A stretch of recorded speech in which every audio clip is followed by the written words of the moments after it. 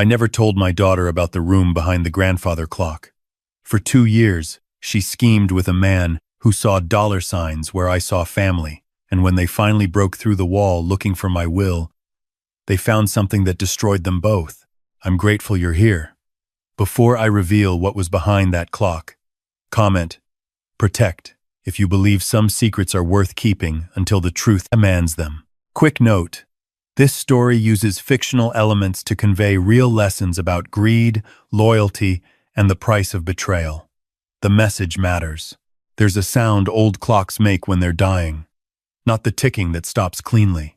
It's the mainspring unwinding, a slow, metallic exhale, like the mechanism is sighing its last breath.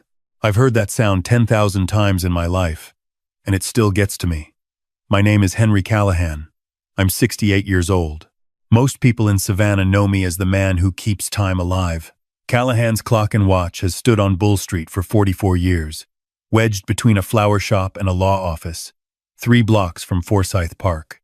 The building is old brick, built in 1910, with a green copper awning and a window display that hasn't changed its spirit since my wife first arranged it.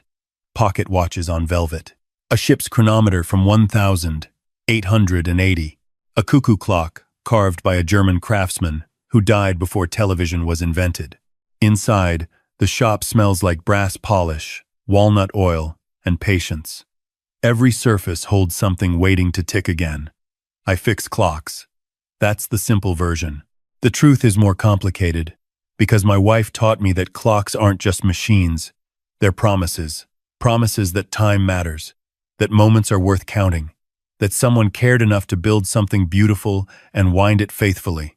My wife, Eleanor, understood time better than anyone I've ever known.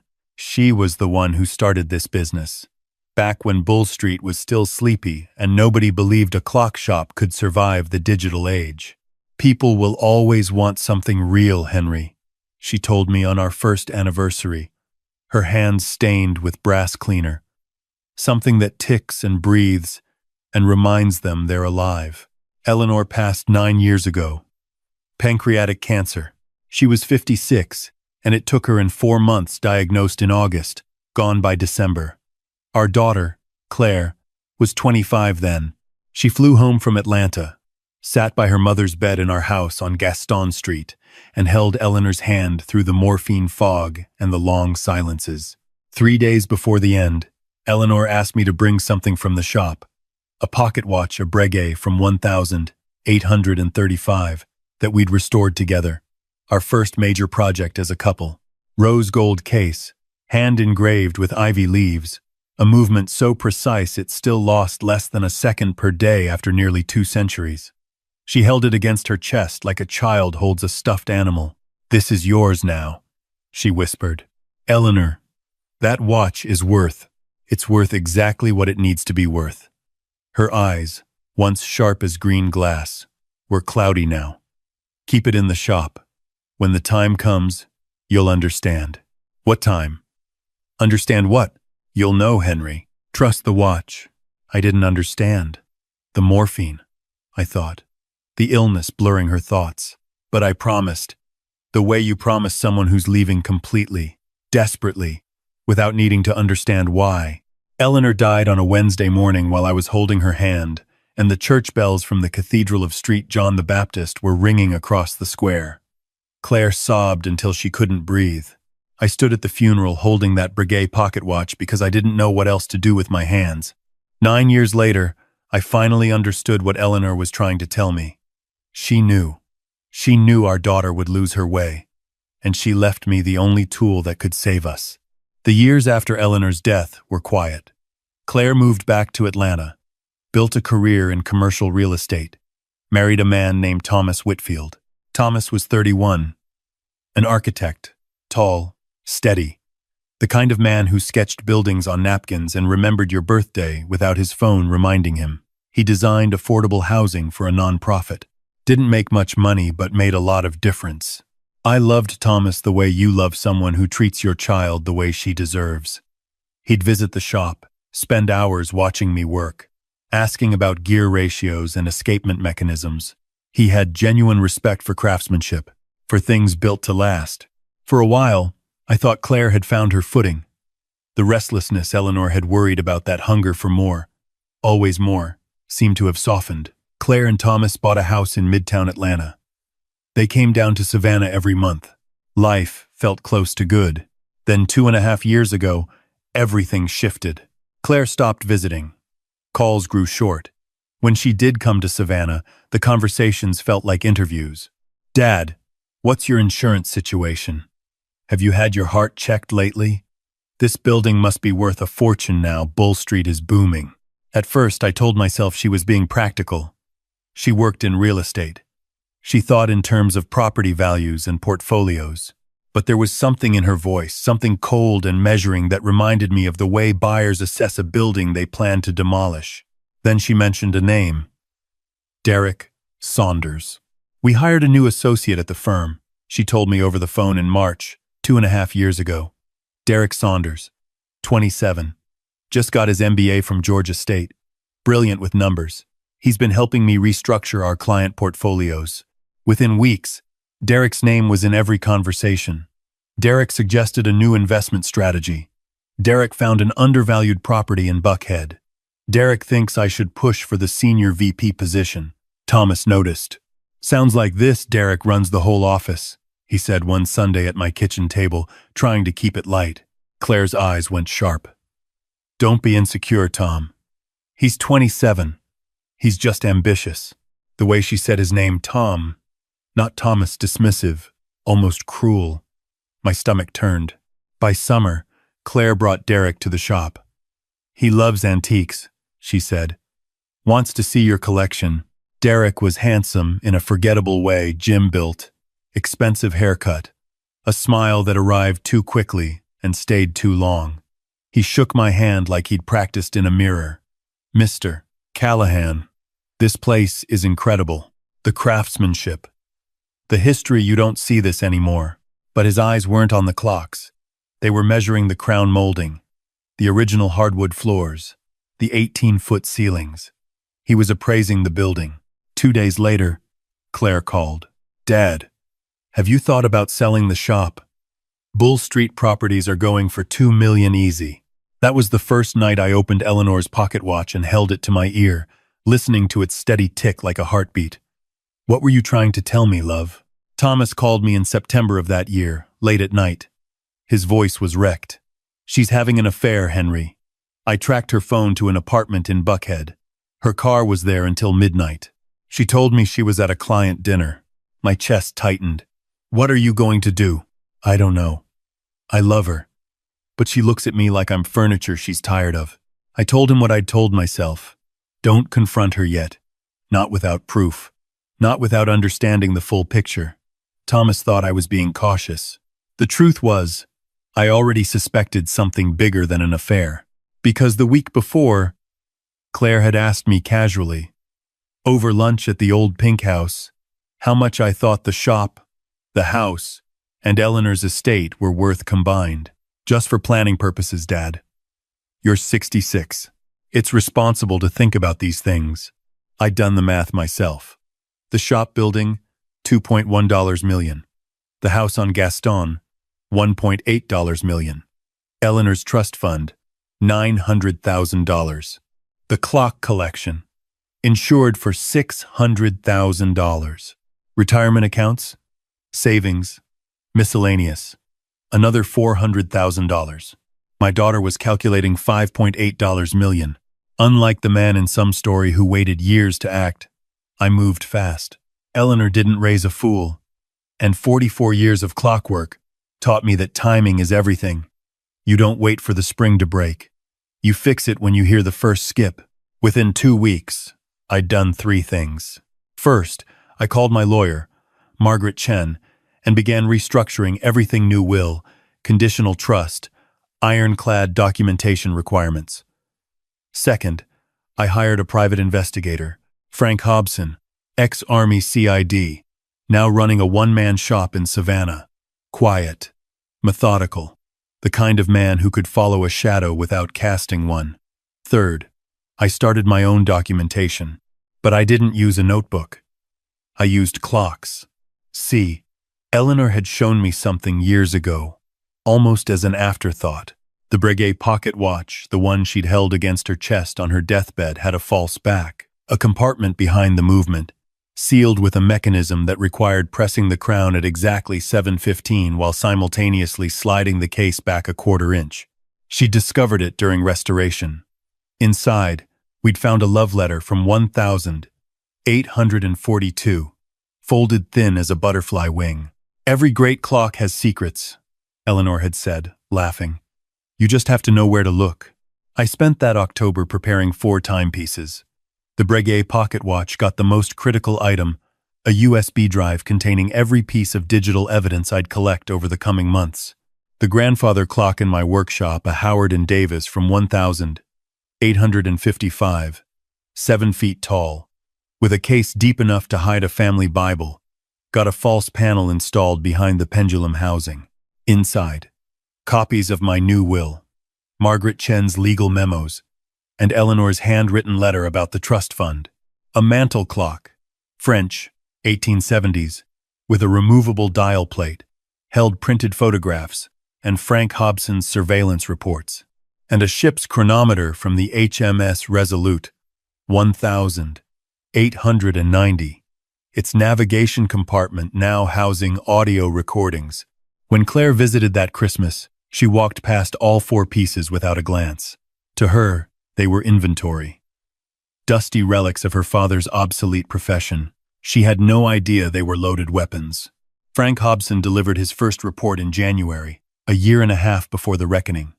Claire and Derek Saunders had been sharing a luxury apartment in Buckhead since at least August. Lease under Derek's name, but Claire's credit card paid half the rent. Frank had photographs Claire's car in the garage at 11 p.m. On nights she'd told Thomas she was showing properties. Derek and Claire at a restaurant in Virginia Highland. His hand on her thigh under the table. A weekend trip to Hilton Head booked under both names. But the real prize came in March, when Frank, who'd gotten friendly with a bartender at the building's rooftop bar, managed to record a conversation between Claire and Derek on the terrace. The audio was slightly muffled by wind, but clear enough. Derek's voice. "So the old man's got what? Almost 6 million total? When do we see any of it?" Claire. "Patience. He's 67. He works 12-hour days in a basement with no ventilation, handling chemicals. His doctor's been after him about his blood pressure for years." Derek. "And if nature doesn't cooperate?" Claire laughed. "Then we help nature along. I don't mean that literally. I mean we convince him to retire. Sell the shop. Liquidate. Once the assets are liquid, it's easier to manage." Derek. "And Thomas?" "Thomas gets nothing in the divorce. Georgia's an equitable distribution state, and I've been moving assets for months. By the time my lawyer's done, Thomas will be lucky to keep his car." I listened to that recording in my workshop at 2 in the morning, surrounded by clocks ticking in the darkness. My daughter's voice, cool and clinical, discussing my life expectancy like a market forecast, discussing her husband a good man, a kind man, like an obstacle to be discarded. I played it twice. Then I sealed the USB drive inside the Breguet and went upstairs to make coffee. My hands were steady. I'd expected this. Eleanor had expected this. The clocks were ready. Over the next year, the evidence accumulated like sediment. Frank documented everything, every meeting, every lie, every financial maneuver. Claire had been quietly transferring assets from her joint accounts with Thomas into personal accounts. She'd taken out a $200,000 line of credit against their house without Thomas's knowledge. She'd even begun researching my medical history, calling my doctor's office, pretending to be my insurance coordinator. Thomas, meanwhile, was falling apart. Claire had mastered the art of gaslighting, pulling him close when he got suspicious, pushing him away when he got comfortable. "You're being paranoid, Tom. I think you need therapy. Why can't you just trust me?" He called me every few weeks, each time sounding more hollow. But I'd made him a promise. "Hold on. Trust me. When I move, I'll move with enough evidence to end this cleanly." And I did something the old man in a storybook wouldn't think to do. I gave copies of everything to Margaret Chen. Every document, every recording, every photograph, backed up in her office safe, in a safety deposit box at Savannah Bank. and on encrypted cloud storage. If something happened to me, the evidence would survive. Claire could tear my shop apart brick by brick and still never destroy what I'd built. The clocks in the shop were insurance, dramatic insurance, the kind that would make an impact at the right moment. But the real protection was lawyered, backed up, and fireproof. Claire came to the shop one Saturday in June, a year ago, unannounced. Said she was looking for Eleanor's old insurance documents. My assistant, Ruth Pemberton, who'd worked for me 20 years and loved Eleanor like a sister, called me immediately. When I arrived, the security cameras showed Claire in my workshop, opening drawers, checking files, looking behind picture frames. She'd spent 15 minutes searching, and 3 times she'd glanced at the grandfather clock, the mantel clock, the ship's chronometer. Each time, she'd looked away. Not worth her attention. She walked right past the Breguet pocket watch, sitting in its velvet cradle on my workbench. Didn't even touch it. To Claire, it was just another dead man's timepiece. That fall, things accelerated. Thomas moved out of their Atlanta house. No drama, he just packed his bags one morning and drove to his brother's place in Decatur. He called me that night. I can't pretend anymore, Henry. She doesn't even bother hiding it now.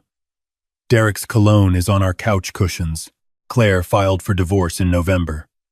Her attorney was aggressive, demanding the house, the retirement accounts, alimony. Thomas's lawyer countered with evidence of the affair, the hidden accounts, the fraudulent credit line. The divorce turned ugly fast. And through it all, Claire kept circling me. Visits to the shop, calls about my health, questions about the will. Have you updated your estate plan, Dad? With everything changing in my life, I want to make sure your wishes are clear.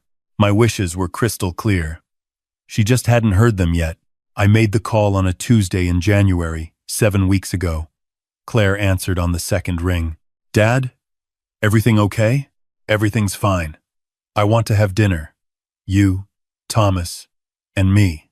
The Griffin Tea Room. January 18th, 7 o'clock. Silence. Then, Thomas? Dad, we're in the middle of a divorce. I know. But this is about family. About my estate. I think it's time we discuss the future. The shift in her voice was immediate. Oh, yes. Absolutely. I think that's really smart, Dad. Private dining room. I'll make the arrangements. After I hung up, I called Thomas. It's time. What do you need me to do? Show up. Bear witness. And trust me. I've trusted you for 2 years, Henry. I'm not stopping now. Then I called Margaret Chen. January 18th. Is everything ready? Everything's ready. Detective Holloway will be in the main dining room in case things escalate. They won't escalate. My daughter is going to be too shocked to move. I spent the morning of January 18th in my workshop, laid everything out on the bench like a surgeon's instruments. The Breguet pocket watch, a leather portfolio with printed evidence, the ship's chronometer containing the audio recordings, now transferred to a small Bluetooth speaker that fit in my jacket pocket, and a framed photograph of Eleanor, taken the year before she died, holding the Breguet and smiling at the camera. I looked at her for a long time. I hope this is what you meant, love. I hope this is when the watch was supposed to speak. The Griffin's private dining room was small and elegant. Candles, white linen, windows overlooking the courtyard garden. Claire arrived first, designer dress, perfect makeup, expensive perfume. She looked like someone expecting a celebration. Thomas came 10 minutes later. Quiet. Tense. Our eyes met. I nodded. Almost over. We ordered. Claire made small talk, her new apartment, a colleague's promotion, a restaurant she'd discovered in Midtown. She was performing ease, killing time until the subject she actually cared about. Halfway through the main course, she couldn't wait anymore. So, Dad, you mentioned estate planning. I did. And you've made decisions? Several. But first, I want to give you something. I reached into my bag and placed the Breguet on the table. Candlelight caught the rose gold case, the hand-engraved ivy. Claire's face went uncertain. Mom's watch? Open the back. Dad, I don't. Open it, Claire. Her hands trembled as she pressed the case back. It clicked. and the false compartment slid open. Inside, a folded letter, yellowed with age. Eleanor's handwriting. Claire unfolded it slowly. I watched her eyes move across the words. Eleanor had written it during her last week, when the morphine was low and her mind was sharp with final clarity. Claire, my darling girl, if your father has given you this watch, it means you've lost your way. I know, because I saw it in you before you saw it in yourself. That hunger that mistakes price for value. Your father fixes broken things. Clocks, trust, families. But he cannot fix greed. Only you can do that. I pray you choose to. All my love. Always. Mom. Claire's face crumbled. Dad. What is this? Listen. I pressed play on the speaker in my pocket. Derek's voice filled the room. So the old man's got what? Almost 6 million total? Claire's own voice answered. Patience. He's 67. His doctor's been after him about his blood pressure for years. And if nature doesn't cooperate, then we help nature along. The color drained from Claire's face like water from a cracked vase. Thomas stood. His chair didn't fall. He set it back carefully, the way an architect handles things. He looked at Claire with an expression I'll never forget. Not anger, not hatred, pity. Then he walked out without a word. That recording is 18 months old, I said. My voice was ice, and I hated how steady it sounded. I have 2 years of documentation, surveillance photographs, financial records, audio evidence, witness testimony, your search history on my medical conditions, the credit line you took against Thomas's house, everything. I placed the leather portfolio on the table. Inside, Frank Hobson's reports, bank statements, photographs of Claire and Derek at restaurants, at the apartment, at Hilton Head, screenshots of text messages Frank had obtained through legal channels, Margaret Chen's legal summary. Copies are with my lawyer, in a bank vault, and on encrypted backup. You could burn this shop to the ground and the evidence would still exist. Claire stared at the portfolio like it was a bomb. Dad, please, I can't explain. You spent 2 years waiting for me to die. You discussed my blood pressure like a stock price. You stole from your husband. You brought a con man into our family and let him appraise our life like a foreclosure. Derek said we weren't. Derek cleaned out your bank account 3 days ago. I watched her face. She didn't know. $47,000. Transferred to an offshore account. He also maxed out the credit card you gave him $22,000. Frank tracked him to a flight to Costa Rica yesterday morning.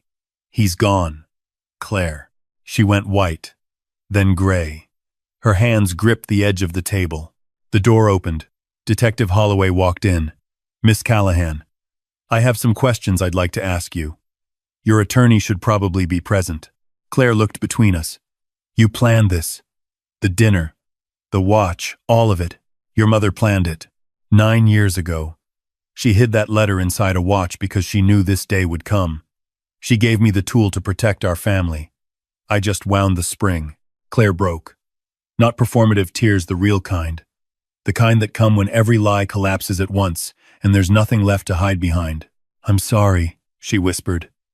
Dad, I'm so sorry. Sorry doesn't fix this. But time might.